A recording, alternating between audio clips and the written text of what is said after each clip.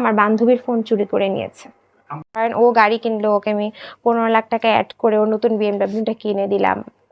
তারপর হচ্ছে বিভিন্ন সময় ওর এই দরকার হতো, ওদের বাসার জমি ছাড়ানোর জন্য দরকার হতো, এরকম করলে অ্যারাউন্ড 40, 30, 40, 50।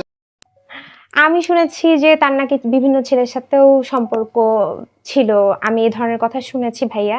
আর আমি এ ধরনের কিছু জিনিস দেখেছি অ্যাক্টিভিটিস তার মধ্যে। এখন সে তো আমার হাজবেন্ড, সে তো আমাকে এটা স্বীকার করবে না। তা আমি দেখতাম বিভিন্ন বড় ভাইদের বাসায় গেলে সে আমার ফোন টোন ধরে না।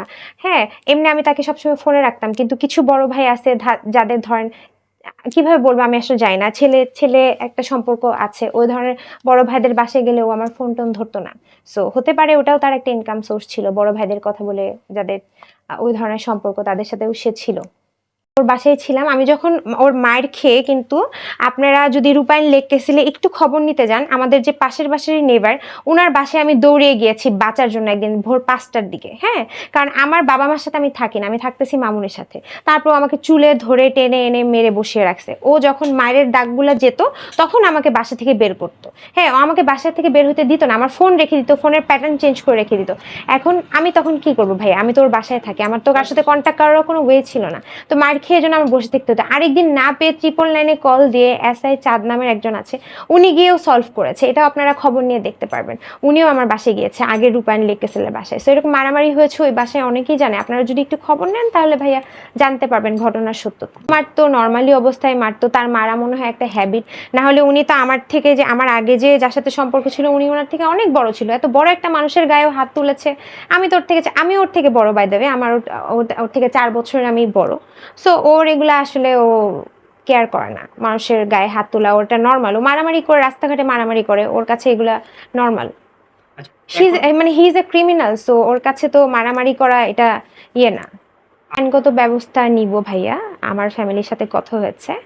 আমি আসলে আইনগত ব্যবস্থা নিতে চাইনি, আমি চাইনি কোনো ঝামেলা করতে, আপনাদেরকেও ডাকতে চাইনি, কিন্তু ও যেহেতু আমার লাইফ থ্রেট দিচ্ছে, আমার বাসায় ঢুকে গতকালকে আমার একটা বান্ধবীর ফোন সে চুরি করে নিয়ে গিয়েছে। এটার প্রমাণ আছে আমাদের কাছে, জিডি আছে, আমি আপনাদেরকে দেখাবো। ফোন চুরি করে নিয়েছে, সে রেকর্ডে বলেছে যে আমি সারা রাত অপেক্ষা করলাম, তোর কোন বাপ এসে আমার ফোন নিয়ে যাবে। আমি রেকর্ড আছে, আমি শোনাচ্ছি আপনাদের কাছে। কোন বাপ ফোন নিয়ে যাবে, তোর কেউই আসলো না, তার মানে তোর কেউই নাই। তো আর আমি লাইলা 6টা মামলা করে, লাইলা থেকে তোর থেকে অনেক পাওয়ারফুল, 6টা মামলা করেও কিছু করতে পারিনি, তুই কি করবি?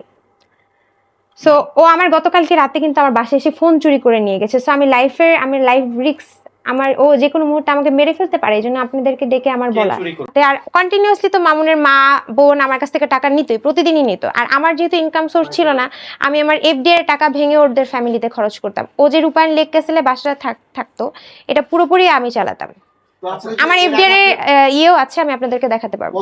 কারণ আমি আঘাতপ্রাপ্ত ছিলাম, এই জন্য চেহারা দেখেনি। মামুন আঘাতপ্রাপ্ত কিনা, মামুন যখন আমাকে মারতে আসতো, ওকে ফিরাইতে আসতো যখন মানুষ, তখন ও হয়তো ইনজিওর হয়েছে, আমি ওকে ইনজিওর করিনি। আমার হচ্ছে এছাড়াও অনেকবারও আমাকে ইনজিওর করেছে, বাট আমার সবকিছু ডিলিট করে দিয়েছে। যেহেতু আমার ফোনের অ্যাক্সেস ওর কাছে ছিল, ও অনেক প্রমাণ ডিলিট করে দিয়েছে। আমি আপনাদেরকে বহু প্রমাণ দেখাতে পারতাম, কিন্তু ও আমার ফোন এখনো চালায়, আমার ফেসবুক এখনো মামুন চালায়, আমার ইনস্টাগ্রাম একটা আইডি আছে ছোট, ওটা আমার সবকিছু প্রাইভেট করা, হয়তো বা 200-300 ফ্রেন্ড, এগুলো সব মামুন ইউজ করে।